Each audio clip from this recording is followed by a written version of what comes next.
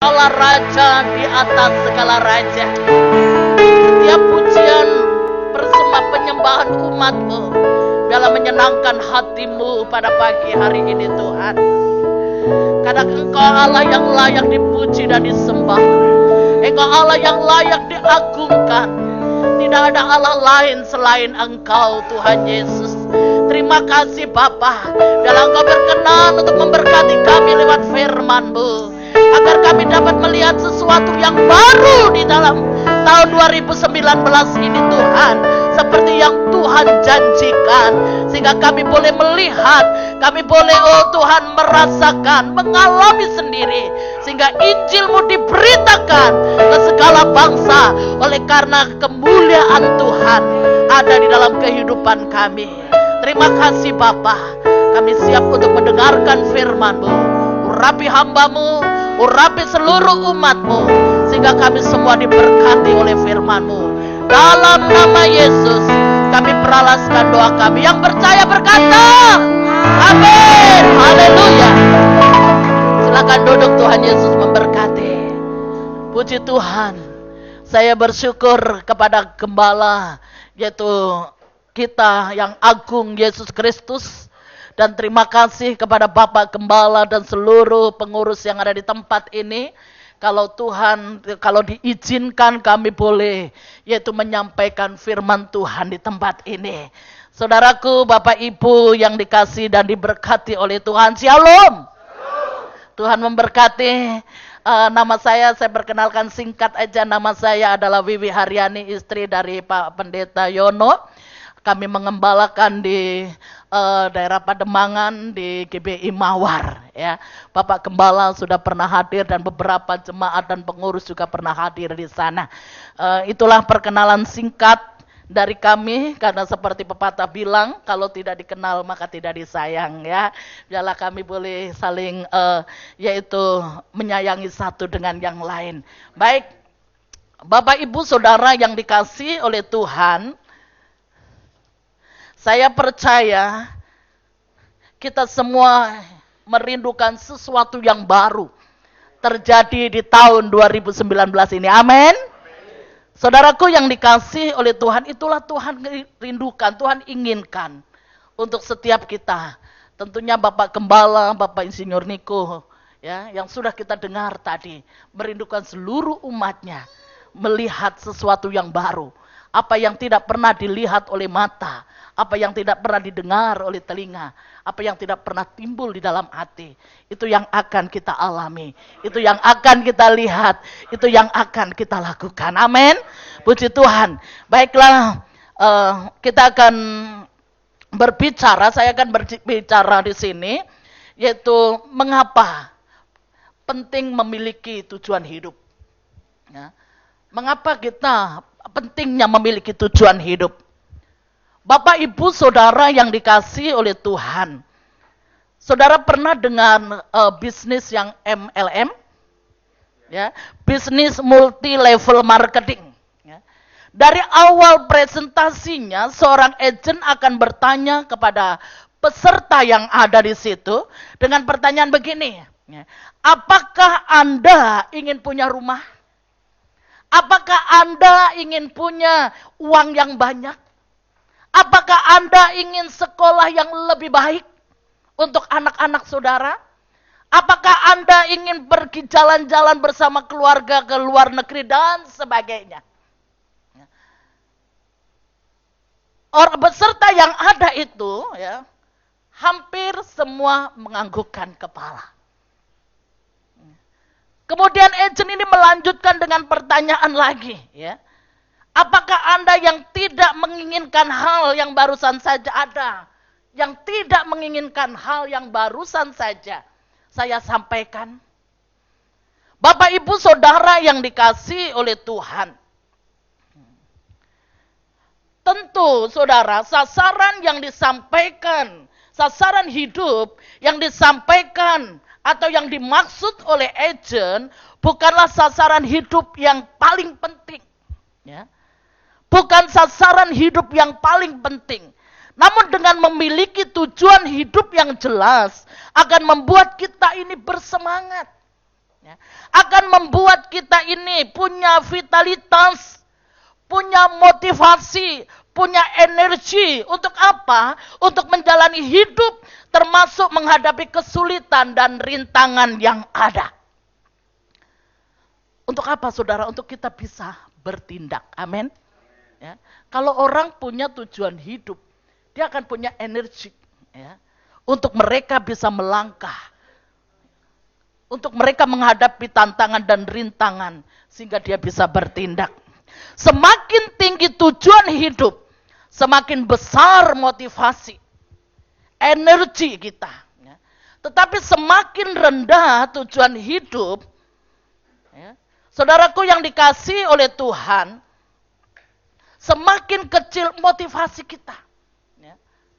Semakin rendah tujuan hidup, semakin kecil motivasi kita.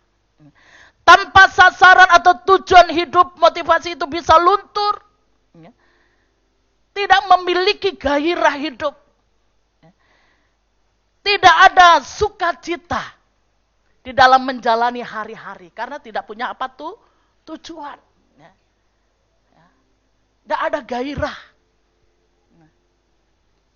Tidak ada sukacita. Karena tidak ada sasaran. Saudaraku yang dikasihi oleh Tuhan. Tetapi orang yang mempunyai tujuan hidup yang jelas, dia akan memiliki semangat. Dia akan punya energi yang besar.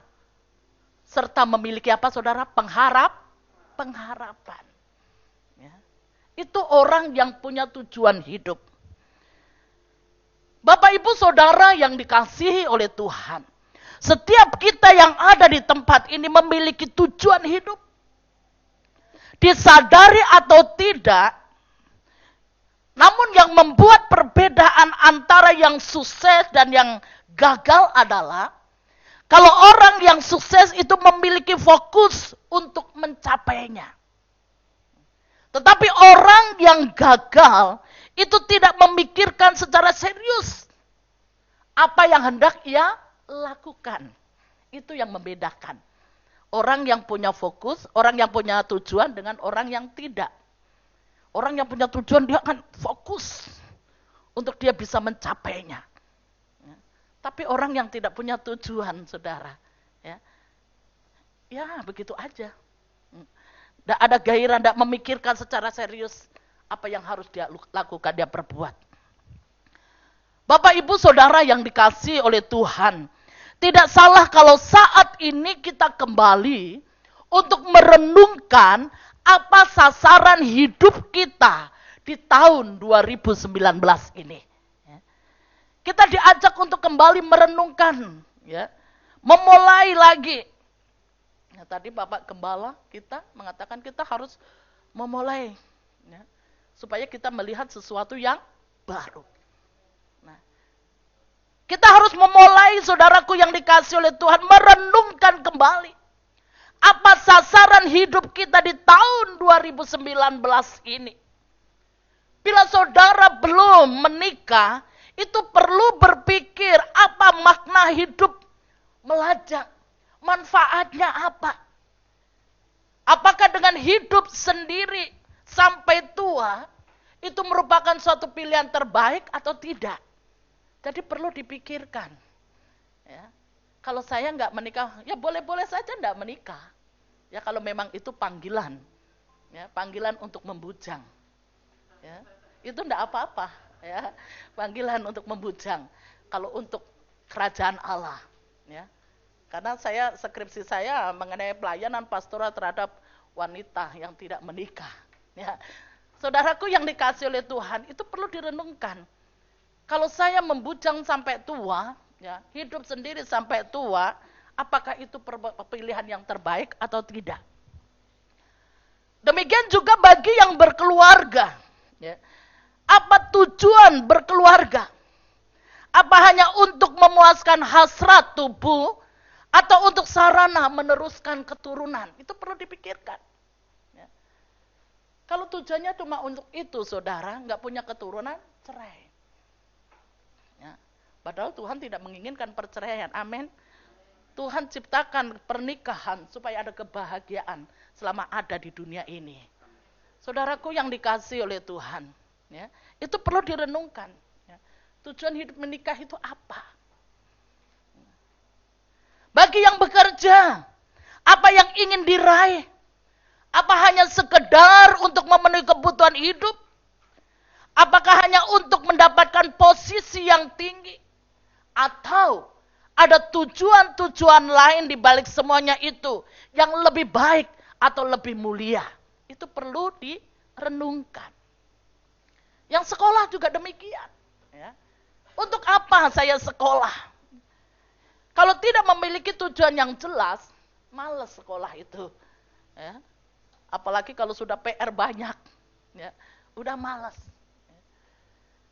Bapak Ibu Saudara yang dikasihi oleh Tuhan, ya, Alkitab dengan jelas menguraikan apa seharusnya tujuan hidup kita, ya, melalui tokoh-tokoh yang akan kita ikuti, yang kita lihat, kita baca, ya saudara, di mana tokoh-tokoh itu mencari dan menemukan tujuan hidupnya, dan ini menjadi tolok ukur buat kita. Ya. Seperti apa tujuan hidup saya sebagai orang-orang yang sudah ditebus oleh Tuhan, sebagai orang-orang yang sudah diselamatkan oleh Tuhan.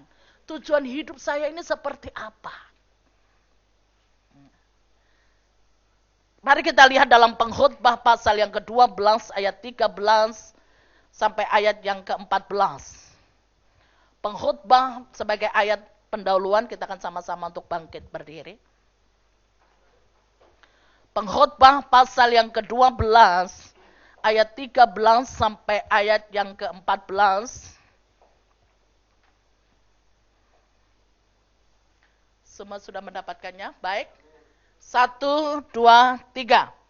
Akhir kata dari segala yang didengar ialah akan Allah dan berpeganglah pada perintah-perintahnya.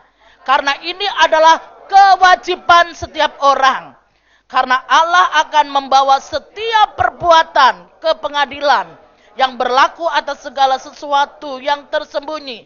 Entah itu baik, entah itu jahat. Tuhan memberkati, silakan duduk. Bapak Ibu Saudara yang dikasihi oleh Tuhan, dari apa yang kita baca ini, Salomo menyimpulkan jika hidup yang kita jalani hanya fokus pada dunia ini saja, maka hal itu adalah apa? Sia-sia. Kalau fokus kita hanya tertuju kepada dunia saja, itu adalah sia-sia. Salomo menulis dalam kata penutup di sini dengan jelas mengatakan,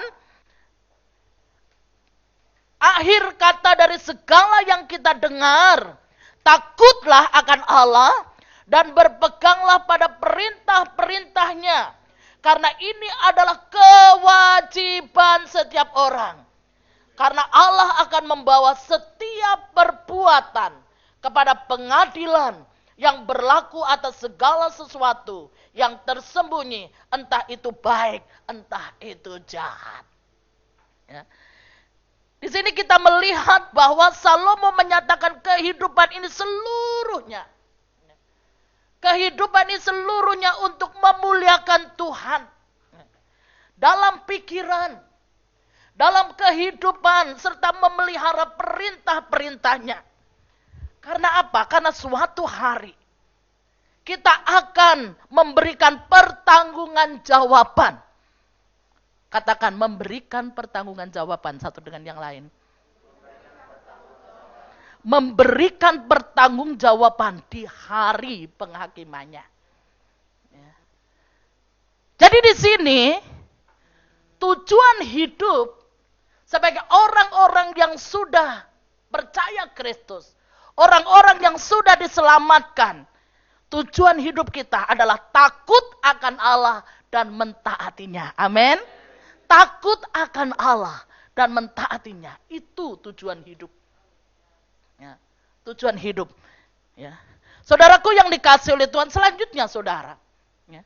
Salomo mencari yaitu penghiburan Tuhan di masa mendatang, ia berkata dalam Mazmur 17 ayat yang ke-15. Mazmur 17. Mazmur 17 ayat yang ke-15. Kita akan membaca sama-sama. Sudah? 1, 2, 3. Tetapi aku dalam kebenaran akan kupandang wajahmu, dan pada waktu bangun aku akan menjadi puas dengan rupamu. Saudaraku yang dikasihi oleh Tuhan, bagi Daud kelegaannya itu datang tatkala ia bangun. Bangun di sini dalam kehidupan yang kekal. Bangun dan melihat muka Allah. Dan melihat muka Allah, artinya bersekutu dengan Allah. Dengan kata lain juga dalam Yohanes 3 ayat yang kedua, menjadi serupa dengan Tuhan. Amin.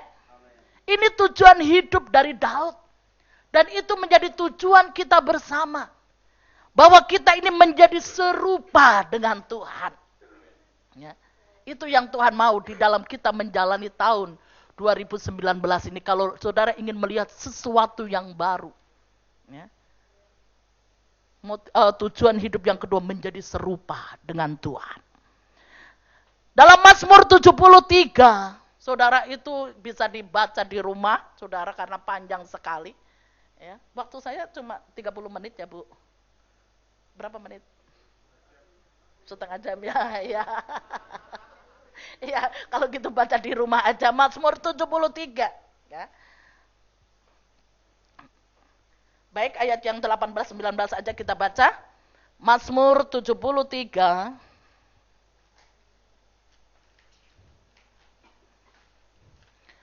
Mazmur 73 ayat 18 sampai 19. Kita akan baca sama-sama. 1, 2, 3. Di tempat-tempat licin kau taruh mereka, kau jatuhkan mereka sehingga hancur. Betapa binasa mereka dalam sekejap mata, lenyap, habis oleh karena kedahsyatan. Bapak ibu saudara yang dikasihi oleh Tuhan, Asaf menyatakan ada kalanya di mana ia tergoda, ya, untuk apa? Iri hati kepada orang-orang yang melakukan jahat. Yang kelihatannya mereka itu tidak berbeban berat. Mereka itu membangun kekayaan. Mereka di atas penderitaan orang lain. Seakan-akan tidak ada masalah. Kok gemuk-gemuk ya orang jahat ya. Kok enak banget ya. Seakan-akan tidak ada masalah. Ya. Bisa lari sana dapat fasilitas yang baik. Nah, saudaraku, sementara orang-orang yang takut Tuhan keadaannya masih seperti itu. Kadang timbul kecemburuan, timbul iri hati. Ya. Orang gak takut Tuhan aja dia bisa kaya. Mana janji Tuhan? Timbul iri hati. Bapak ibu saudara yang dikasihi oleh Tuhan, tetapi Asaf kemudian mempertimbangkan bagaimana ajal hidup mereka. Bagaimana akhir hidup mereka. Orang-orang yang dilihat kelihatannya tambun gemuk seperti saya. Nah, saudaraku yang dikasihi oleh Tuhan, seakan-akan mereka tidak punya beban, tapi dia kembali memikirkan bagaimana ajalnya nanti. Dikatakan di dalam ayat yang ke-18, 19 itu, di situ dikatakan sesungguhnya di tempat licin kau taruh mereka, kau jatuhkan mereka sehingga hancur. Betapa binasanya mereka dalam sekejap mata. Lenyap, habis oleh karena kedahsyatan. Saudaraku yang dikasihi oleh Tuhan, akhirnya dia sadar. Ya. Asaf ini mulai sadar. Ya. Sebagai perbedaan dengan apa yang mereka kejar, Asaf mulai menyatakan di dalam ayat yang ke-25, saudara. Di sini dikatakan, siapakah gerangan ada padaku di sorga selain engkau? Selain engkau tidak ada yang kuingini di bumi. Dia menyadari bagaimana akhir hidup orang-orang jahat. Akhirnya dia berkata, Tuhan, selain engkau tidak ada yang kuingini di bumi ini. Bapak ibu saudara yang dikasihi oleh Tuhan, bagi Asaf hubungan dengan Allah itu lebih penting daripada apapun dalam kehidupan ini. Tanpa ada hubungan dengan Allah, hidup ini tidak bertujuan, saudara. Karena itu, Asaf menyadari benar. Selain engkau, tidak ada yang kuingini di bumi ini. Jadi yang ketiga, saudara, tujuan hidup kita yang ketiga adalah memiliki hubungan dengan memiliki hubungan dengan Allah. Miliki hubungan dengan Allah, semakin dekat. Bangun hubungan dengan Allah. Karena saudara, kalau saudara membangun hubungan dengan Allah, hidup ini indah, saudara. Nanti saya akan saksikan untuk akhirnya. Ya. Memiliki hubungan dengan Allah. Selanjutnya kita lihat dalam kehidupan Rasul Paulus, saudara. Filipi pasal yang ketiga, ayat 9 sampai ayat yang ke-10. Filipi pasal yang ketiga,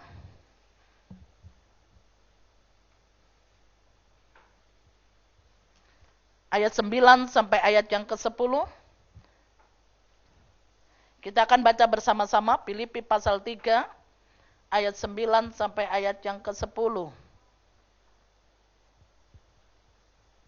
1, 2, 3. Dan berada dalam Dia bukan dengan kebenaranku sendiri, karena mentaati hukum Taurat, melainkan dengan kebenaran karena kepercayaan kepada Kristus, yaitu kebenaran yang Allah anugerahkan berdasarkan kepercayaan. Yang kuhendaki ialah mengenal Dia dan kuasa kebangkitannya dan bersekutu dalam penderitaannya, di mana aku menjadi serupa dengan Dia dalam kematiannya. Saudaraku yang dikasihi oleh Tuhan, di sini kita melihat bahwa semua yang telah Paulus capai secara spiritual sebelum dia berhadapan dengan Kristus di Damsyik, saudara. Ya. Saudaraku yang dikasihi oleh Tuhan, Paulus menyimpulkan semua itu setelah dia mengenal Kristus. Dia katakan semua itu adalah sampah. Dia orang terpelajar loh, orang hebat. Ya. Sebelum dia mengenal Kristus, wah dia dengan bangganya, dengan titel yang dia bawa. Ya. Dia bunuh orang-orang Kristen. Setelah dia mengenal kepada Kristus, dia katakan semua itu adalah sampah. Tidak ada artinya kotoran jika dibandingkan yaitu dengan kemuliaan mengenal Kristus. Ya. Dia anggap sampah. Apa yang selama ini aku banggakan, ku anggap sampah karena pengenalan akan Kristus. Paulus tidak mau apapun selain mengenal Kristus dan menjadi serupa dengan Dia, mendapatkan kebenarannya dan hidup dalam iman kepada Tuhan, walaupun dia harus mengalami penderitaan, walaupun dia nyaris mati, saudara. Tetapi dia berkata, apa yang aku punya dulu sebelum kenal Kristus, ku anggap sampah setelah aku melihat Kristus kemuliaannya lebih besar. Saudaraku yang dikasihi oleh Tuhan, dari sini kita belajar seperti apa tujuan hidup orang percaya. Yaitu apa, saudara? Mengenal Kristus. Ya. Mengenal Kristus. Kalau kita mengerti dan tahu tujuan hidup kita, maka kita memiliki semangat, saudara. Kita memiliki gairah. Kita memiliki sukacita di dalam menjalani hari-hari kita. Kalau kita memiliki tujuan yang jelas, yaitu tujuan kita adalah takut akan Tuhan, mentaati perintah Tuhan, kemudian menjadi serupa dengan Tuhan, memiliki hubungan dengan Tuhan, mengenal Kristus. Saudara, hari-hari saudara akan saudara jalani dengan sukacita. Saudara akan penuh semangat. Saudara akan tetap walau apapun rintangan. Walaupun apapun yang menghadang dalam perjalanan kita. Seperti Bapak Gembala tadi dikatakan. Kalau engkau jatuh, engkau akan diangkat oleh Tuhan. Kalau engkau sakit, engkau akan disembuhkan oleh Tuhan. Kalau engkau berbeban berat, Tuhan akan tolong engkau. Saudaraku, kalau kita punya tujuan yang jelas, apa yang tidak mungkin menjadi mungkin. Amin. Apa yang sebelum kita tidak pernah terpikirkan, apa yang tidak pernah timbul dalam hati, itu yang Allah sediakan buat kita, saudara. Kalau kita memiliki tujuan yang jelas, ya, apa yang saudara impikan, apa yang saudara rindukan dalam tahun 2019 itu akan terjadi. Amin. Saudaraku yang dikasih oleh Tuhan, kita menyembah Allah yang luar biasa. Ya. Dia tahu, dan saat ini dia ada di sini, melihat saudara. Dia melihat saudara. Karena itu saudara renungkan, tujuan hidup saya ini seperti yang Tuhan mau.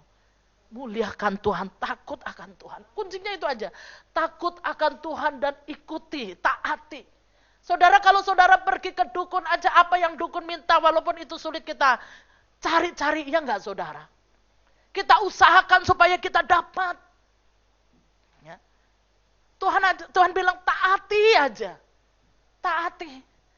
Bahkan Tuhan bilang kalau engkau berbeban berat, ngomong sama Tuhan. Ya. Tuhan akan kirimkan Roh Kudusnya untuk memberikan kekuatan. Sehingga engkau bisa menjalani hari-harimu. Saudaraku yang dikasihi oleh Tuhan. Tanpa motivasi yang jelas, saudara, kita tidak punya gairah untuk menghadapi tahun 2019 ini. Saudara akan dipenuhi dengan rasa ketakutan. Saudara akan dipenuhi dengan rasa kekhawatiran karena apa yang kita lihat itu menakutkan, saudara. Tapi kalau kita ada di dalam Tuhan, itu ada kedamaian tersendiri. Amin. Saudaraku yang dikasihi oleh Tuhan, Yesus sendiri berkata, di dalam Matius 6 ayat 25 sampai 34, jangan kamu khawatir akan hidupmu, akan apa yang kau pakai. Ya. Semua itu dicari oleh bangsa-bangsa yang tidak mengenal Allah. Tetapi Bapamu yang di surga tahu kalau engkau memerlukannya. Saudara, hidup itu lebih penting, amin. Untuk apa kita punya baju yang baru, dikasih baju yang baru, sepatu yang baru, saudara. Pada akhirnya kita hanya ada di dalam kotak, kita tidak hidup. Kira-kira kita menikmati tidak? Tidak. Ya. Hidup itu lebih penting. Walaupun kita tidak berpakaian baju baru, dengan baju apa adanya yang kita punya, tapi hati kita penuh dengan sukacita, amin. Hati kita penuh dengan sukacita. Ya. Itulah untungnya kalau kita mengikut Tuhan dan tahu tujuan. Ya. Saudara tidak akan takut. Saudara, saya akan tutup dengan kesaksian. Tanggal 14 suami saya sakit. Pada waktu itu tanggal 13 itu kami mengikuti Natal di Ancol. Ya. Natal belum selesai habis khotbah kami pulang. Karena suami tidak kuat. Pulang. Jam 2 dini hari Sabtu dia merasa kesakitan. Kesakitan, saya pikir masuk angin, kami kerokin, ya, kami kasih tolak angin, 2 ndak mempan, masih kesakitan, ya. Kemudian dia ibadah, saya perkatakan sembuh dalam nama Yesus, dalam nama Yesus. Sembuh sebentar saudara, nanti sakit lagi, ya. Akhirnya habis ibadah kami ke dokter lagi, ya. Setelah itu saudara hari Seninnya dini hari jam 2. Dia kesakitan lagi, kesakitan. Ya. Dia katakan, Mami, saya sudah pasrah. Mami mau bawa kemana? Saya sudah berserah. Saudara, tapi Tuhan memberikan kedamaian dalam diri saya. Saya tidak panik dan apa, saudara. Saya katakan, tunggu pagi-pagi Mami akan bawa ke dokter. Karena nggak mungkin jam 2 saya sendirian, ya saudara. Akhirnya tunggu pagi-pagi kami bawa ke rumah sakit, daerah saudara di Pademangan. Nah, di situ saudaraku yang dikasih oleh Tuhan udah ditanganin, udah buru-buru ditanganin, ya. Kemudian udah dimasukin selang dan macam-macam saudara, pernapasannya karena nggak bisa napas, nggak bisa kentut, nggak bisa pup, sampai berusaha dokternya, ya. Tapi tetap saja dia sakit, melilit sakit sekali. Ya. Kemudian apa yang terjadi? Ibu harus rujukan, ibu punya BPJS, punya dengan yakinnya saya katakan, punya saya BPJS. Ternyata apa ya saudaraku, setelah saya kasihkan BPJS ternyata kami belum bayar saudara. Ya, karena biasa dipotong-potong di bank saudara gitu.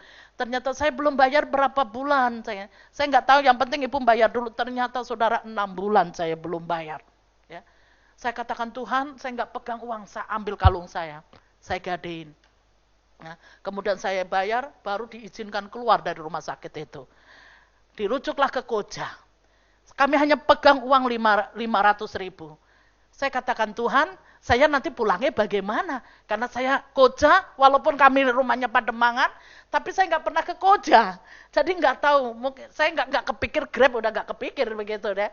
Yang penting saya pulangnya nanti bagaimana saya dari rumah sakit ini ya, karena dibawa pakai ambulan. Dan apa yang terjadi? Di sana tidak langsung ditangani pakai BPJS. Padahal kami nomor BPJS itu ambil yang nomor 1, kelas 1 begitu ya. Tidak segera ditanganin. Ya, pelilitan sudah. Mana di situ banyak macam-macam orang sakit, orang kecelakaan dan macam-macam orang muntah darah begitu ya. Saya lihat suami saya, aduh saya udah nggak kuat. Saya hanya bilang begini, karena saya nggak punya saudara, siapa yang saya hubungin saudara? Ya, saya orang Banyuwangi yang Tuhan kirim di Pademangan, nggak punya saudara. Siapa yang saya hubungin? Kalau ngubungin jemaat yang nggak enak, maksudnya hanya pinjam uang nggak enak ya, begitu. Saya hanya tulis begini, sembuh itu proses. Ya. Sembuh itu proses. Yang penting Papa semangat ya. Saudaraku yang dikasih oleh Tuhan, tidak lama ada tanggapan. Teman bilang telepon, kamu ada di mana? Di Koja, saya bilang. Ada di Koja, tapi saya belum dapat kamar. Sudah 1,5 jam saya nggak dapat kamar di sini. Suami saya udah nggak karu-karuan, saudara. Udah mau mati aja. Ya. Terus dia bilang, cari caloknya, katanya. Calo BPJS, tapi kamu nggak boleh tanya. Itu kamu calo, nggak boleh tanya begitu. Jadi suruh mondar-mandir aja. Ya. Suruh saya mondar-mandir. Suami saya nggak bisa pup, pengen pup tapi nggak bisa pup, pengen kentut nggak bisa kentut ya. Saya mondar-mandir, tidak ada yang panggil saya. Ya. Tidak ada yang panggil saya. Terus tidak lama kemudian ada seorang malaikat tanpa sayap dikirim oleh Tuhan. Dia bilang, ibu, ya, bapak mau saya bawa ke Husada. Nah lu saudara, Husada, saudara itu orang-orang punya uang di sana. Ya. Apalagi kalau sudah dari Koja diambil itu harus bayar. Ya. Saya bilang, ibu mau dibawa? Iya, jangan khawatir ibu. Ya. Oh baik, dibawalah, dijemput sendiri saudara. Dibawa ke IGD. Ya. Dari situlah baru ditangani. Nah, di tangan di USG ternyata empedunya banyak batu. Ya. Dan asam lambung, empedunya banyak batu. Terus harus dioperasi. Ya, harus dioperasi. Saya bilang, Bu, begini aja Bu, kita di kelas 3. Karena saya pikir kalau kelas 3 ya mungkin saya pinjam mama adik saya atau orang tua saya bisa untuk bayar. Begitu. Ya, baik Bu, Tuhan sudah atur. Dia ngomong begitu. Tuhan sudah sediakan dan Tuhan sudah atur. Saudaraku yang dikasih oleh Tuhan, dan apa yang terjadi? Akhirnya ditangani. Ya. Suami saya ditaruh di kelas 1. Rupanya orang itu nggak sejahtera. Naruh suami saya di kelas 1, dipindahin di pavilion, saudara. Jadi kamar khusus, ada kamarnya, ada ada kamar mandinya di dalam, ada untuk istirahat. Jadi orang bebas di sana. Ya. Saudaraku yang dikasih oleh Tuhan, dan puji Tuhan hari Kamis singkat katanya aja, karena waktunya singkat katanya aja, saudara. Hari Kamis suami saya kembali, ya, sehat. Dan dokter mengatakan, ibu Tuhannya ajaib. Kenapa dia bilang seperti itu? Karena susah. Ya, dipikirin dengan cara dihancurkan, dia cukup. Ternyata harus diambil empedunya. Ya. Kemudian dalam pertengahan dia datang, ibu tolong tanda tangan dulu. Ya. Kalau bapak ini nggak pendarahan, lewat. Jalan satu-satunya cuma itu, suruh tanda tangan, tapi tolong doakan kami. Dan puji Tuhan, sehat. Amin. Tuhan kalau sudah izinkan dia sehat. Saudara, Tuhan izinkan suami saya hidup. Ya. Tuhan siapkan sarana untuk hidup. Amin. Kalau Tuhan percayakan kita masih hidup saat ini, jangan takut. Ya. Segala sarana sudah disiapkan untuk kita, untuk menunjang kehidupan itu sendiri. 120 juta saudara, duit dari mana? Ya. Kalau bukan Tuhan. yang menggerakkan hati seseorang. Itulah sebabnya, seperti yang Bapak Gembala tadi katakan, kalau engkau ingin melihat sesuatu yang baru, apa yang tidak pernah dilihat oleh mata, yang tidak pernah didengar oleh telinga, yang tidak pernah timbul dalam hati, kamu, saudara, harus memiliki tujuan yang jelas. Amin. Tujuan yang jelas yang Tuhan mau. Takutlah akan Tuhan. Ikuti, taati perintahnya. Jadilah engkau serupa dengan Tuhan. Memiliki hubungan dengan Tuhan. Dan mengenal Kristus dengan benar. Ya. Saudara kenali. Kalau saudara nggak kenal dengan Tuhan saudara, ya saudara akan mudah terombang-ambing. Ya. Saudara akan mudah untuk meninggalkan Tuhan. Ada masalah sedikit aja, kesandung sedikit aja. Ya. Dalam gereja itu punya potensi untuk melukai satu dengan yang lain. Ya. Tapi kalau saudara tidak mengenal Kristus dengan benar, saudara akan tinggalkan Tuhan. Ya. Saudara tidak akan ke gereja lagi. Ya. Itulah kenali Tuhan Allahmu. Amin. Ya. Kalau Tuhan memberikan hidup, Dia memberikan sarana untuk hidup. Tuhan memberkati saudara. Mari kita akan sama-sama untuk bangkit berdiri. Kita akan angkat dengan satu pujian, hidup ini adalah kesempatan. Ya.